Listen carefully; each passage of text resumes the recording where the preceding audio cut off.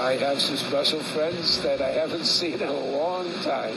Ron Wolfson is planning to call his friends and invite them to the Brier Home and Hospital in Vancouver. On Friday, visitor restrictions at long-term care homes in BC came to an end. Residents can finally see people besides their essential visitors as long as they're fully vaccinated and provide a negative COVID rapid test on site.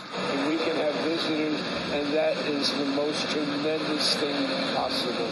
It's been a long, long time, and this is not only good for me, but it's good for all the residents of Brier and Weinberg residents.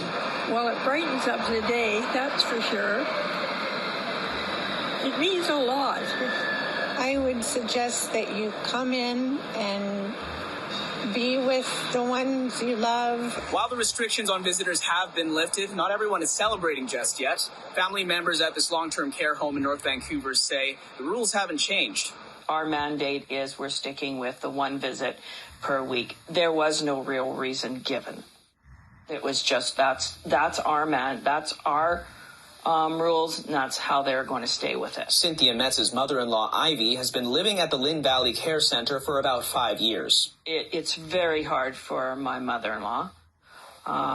She's gotten very depressed, and, over the last 2 years, it's been horrendous. My husband, it's affecting him. He wishes he could change things, but there's nothing we can do. We reached out to Lynn Valley Care Center for comment, but it didn't respond before broadcast. BC Seniors Advocate Isabel McKenzie says all care homes can now open to visitors, but each care home can interpret the public health guidelines. I think that's problematic, and we've had problems with that approach throughout this pandemic as it's related to the interpretation of guidelines around visit restrictions. McKenzie says if people are having issues with their care home, they can call the health authority or her office. She recognizes that in shared living situations like long-term care, everyone takes on some risk.